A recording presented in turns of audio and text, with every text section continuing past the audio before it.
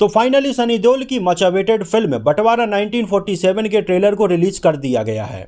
अब इस ट्रेलर को देखने के बाद मेरा जो पहला इंप्रेशन था वो ये था कि कहीं मैं गदर को पैरेलल यूनिवर्स में तो नहीं देख रहा हूँ, क्योंकि फिल्म गदर में भी सनी देओल हमें ऐसे ही रेलवे स्टेशन पर लड़ते हुए नजर आते हैं। पार्टीशन का माहौल उसमें भी हमें देखने के लिए मिलता है, जहां पर सनी देओल एक पाकिस्तानी लड़की को बचाते हैं यहां पर हिंदुस्तान में। लेकिन अब इसकी कहानी में उल्टा है, जहां सनी देओल पाकिस्तान जाते हैं और वहां पर उनके घर में एक बूढ़ी महिला जो हिंदू होती है वो पहले से ही रहती है, क्योंकि ये उसी का घर होता है और ये घर सनी देओल को अलॉट हो जाता है। तो अब पाकिस्तान में जब मुस्लिम समुदाय के लोगों को ये बात पता चलती है कि इस घर में एक बूढ़ी हिंदू महिला भी रहती है, तो उसको वो लोग वहां से निकलवाना चाहते हैं, लेकिन सनी देओल उसको वहां पर बचाते हैं और उन्हीं को बचाने के चक्कर में सनी देओल वहां पर हमें लड़ाई करते हुए नजर आते हैं। तो ये जो चीजें हैं वो ऐसा लग रहा था कि हम गदर को बिल्कुल एक पैरेलल यूनिवर्स में देख रहे हैं। वैसे अगर मैं सच बताऊं तो फिल्म का जो ट्रेलर मैंने देखा उसको देखने के बाद कहीं ना कहीं एक पॉजिटिव वाइब तो आई है। मतलब राजकुमार संतोषी के डायरेक्शन में आज भी वो बात है जब डायलॉग सनी देओल का सुनने के लिए मिलता है, इस पूरे शहर में आग लगा दूंगा, वो माँ है माँ, उसे मजहब में मत बांटो, वो खुद एक मजहब है। सबसे पहले जब बच्चा जन्म लेता है तो उसके मुंह से पहला शब्द माँ ही निकलता है। मतलब इस डायलॉग को सुनने के बाद मज़ा आ गया और ये लगा कि भाई सनी देओल की वही इंटेंसिटी हमें इस फिल्म में देखने के लिए मिलेगी जिसके लिए सनी देओल जाने जाते हैं। और देखो सनी देओल की जो इस तरह की इंटेंसिटी है, किस तरह के सनी देओल एक्टर हैं, किस तरह के उनके ऊपर डायलॉग शूट करते हैं, वो मुझे लगता है कि राजकुमार संतोषी से अच्छा कोई नहीं जानता। क्योंकि आप घायल अगर आज भी उठाकर देखेंगे तो सनी देओल की आंखों में जो इंटेंसिटी नजर आती है, जिस अंदाज में सनी देओल चीखते चिल्लाते हुए डायलॉग बोलते हैं, वो आज भी आपको लगेगा कि भाई क्या दमदार एक्टिंग है। इसके बाद आप घातक में देख लो, आज भी लोग उनके डायलॉग्स को याद रखते हैं। तो कुछ कुछ वही सेम चीज़ मुझे बंटवारा 1947 के इस ट्रेलर में भी देखने के लिए मिली है। तो इस बात में कोई भी डाउट नहीं है कि सनी देओल अपने ज़बरदस्त फॉर्म में है और इसमें सनी देओल की अच्छी एक्टिंग देखने के लिए मिलेगी। अब आपको ये बात तो पता ही है कि ये एक बहुत ही फेमस प्ले पर आधारित है जिसका नाम है जिस लाहौर नी विख्या वो जन्म ही नहीं। जिस प्ले की कहानी कुछ ऐसी होती है जहां पर एक हिंदू परिवार बंटवारे के बाद में पाकिस्तान चला जाता है और वहां पर उनको एक घर अलॉट होता है, लेकिन वो घर होता है एक हिंदू परिवार का जो बंटवारे के वक्त पाकिस्तान से इंडिया आ जाते हैं, लेकिन उनकी माँ वहीं पर छूट जाती हैं और वो उसी घर में सनी देओल से मिलती हैं और सनी देओल कैसे इस पूरी फिल्म में इनको बचाते हुए नजर आते हैं। तो कहीं ना कहीं एक्शन सीन के अलावा इसमें हमें काफ़ी अच्छे इमोशनल सीन भी देखने के लिए मिलने वाले हैं।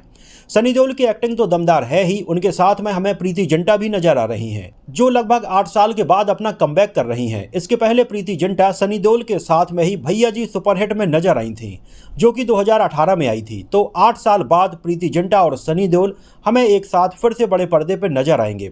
सनी देओल के बेटे बने हुए इसमें करण सिंह देओल ही नजर आए हैं जो कि उनके रियल में भी बेटे हैं। इसमें हमें करण सिंह का भी एक दमदार डायलॉग सुनने के लिए मिलता है, तू मेरे बाप को नहीं जानता, वो ना देश देखते हैं ना सरहद, सीधा घुस के मारते हैं। और कहीं ना कहीं मैं सच बताऊं तो जब करण सिंह ये डायलॉग बोलते हैं तो उनकी आंखों में भी एक इंटेंसिटी नजर आती है और इसमें हो सकता है कि करण सिंह देओल का भी एक अच्छा खासा रोल रखा जाएगा। इसके अलावा अभिमन्यु सिंह हमें नेगेटिव रोल में नजर आ रहे हैं और सनी देओल के साथ में उनके जितने भी डायलॉग हैं, जितने भी सीन हैं, उन्होंने सनी देओल को बराबर की टक्कर दी है। शबाना आजमी जी इसमें एक बूढ़ी हिंदू माँ का रोल प्ले कर रही हैं और उन्हीं के इर्द गिर्द जितने भी इमोशनल सीन है वो होने वाले हैं। अली फजल भी इसमें हमें एक इंपॉर्टेंट रोल में नजर आए हैं। तो कहीं ना कहीं इसके ट्रेलर ने एक पॉजिटिव वाइब तो दी है। लेकिन अगर आपने इसके ट्रेलर को देखा हो तो एक बात तो सीधे सीधे समझ में आती है कि फिल्म की जो मैक्सिमम शूटिंग है वो सेट पर ही की गई है, जहां पर ये पूरा का पूरा सेट लगाया गया था और ये सीन देखते टाइम पर समझ में भी आ रहे थे। लेकिन इसमें कोई दिक्कत नहीं है, सेट देखने में काफ़ी अच्छे लग रहे थे। बाकी देखो, अगर फिल्म की कहानी में दम है, डायलॉग्स अच्छे हैं, सिचुएशन अच्छी है, तो फिल्म में इन सारी चीज़ों के ऊपर ध्यान नहीं जाता है कि फिल्म की शूटिंग सेट पर हुई है या फिर आउटडोर लोकेशंस पर हुई है।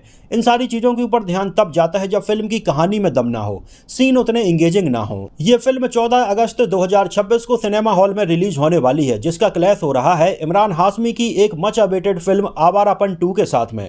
अब देखो, कहीं ना कहीं ये बॉलीवुड का एक बहुत बड़ा क्लैश है, क्योंकि आवारापन 2 का भी लोग काफ़ी लंबे समय से इंतजार कर रहे हैं। फिल्म बनकर तैयार है और इसको लेकर भी लोग काफ़ी एक्साइटेड हैं। तो एक तरफ है बंटवारा 1947 और दूसरी तरफ है आवारापन 2। वैसे कहीं ना कहीं अगर देखा जाए तो इन दोनों ही फिल्मों की जो ऑडियंस है वो बिल्कुल ही अलग है। जहां पर जो कपल्स हैं या जो नए ज़माने के लोग हैं वो शायद आवारापन 2 देखने के लिए ही जाएंगे, लेकिन जो सनी देओल के फ़ैन हैं, जो छोटे शहरों और गाँव के लोग हैं, वो ज़्यादातर बंटवारा 1947 ही देखने के लिए जाएंगे। लेकिन इसमें एक चीज़ ऐसी है जो मुझे लगता है कि कहीं ना कहीं बैकफायर ना हो जाए, क्योंकि सनी देओल इसमें एक मुस्लिम कैरेक्टर निभा रहे हैं। क्योंकि अगर देखा जाए तो सनी देओल ने अपने करियर में जितनी भी फिल्में की हैं उनमें से ज़्यादातर फिल्में पाकिस्तान के अपोजिट में ही रही हैं। चाहे उनकी फिल्में बॉर्डर हो या फिर गदर हो, मतलब उनके एक से बढ़कर एक डायलॉग सुनने के लिए मिलते हैं, लेकिन सारे के सारे डायलॉग और सीन पाकिस्तान विरोधी ही हैं। लेकिन इसमें सनी देओल पहली बार हमें इस मुस्लिम रोल में नजर आएंगे और उनके जो डायलॉग होने वाले हैं वो पाकिस्तान की तरफ से होने वाले हैं।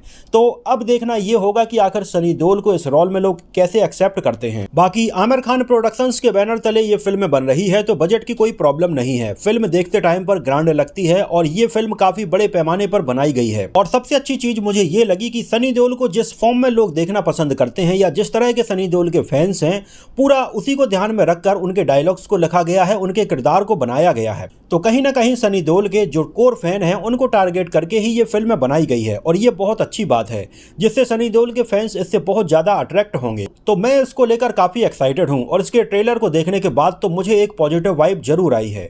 वैसे आपको इसका ट्रेलर कैसा लगा? इसके ट्रेलर में आपको कौन सी बात खास लगी और कौन सी बातें ऐसी लगी जो आपको लगा कि यार ये शायद चीजें फिल्म के लिए नेगेटिव हो सकती हैं?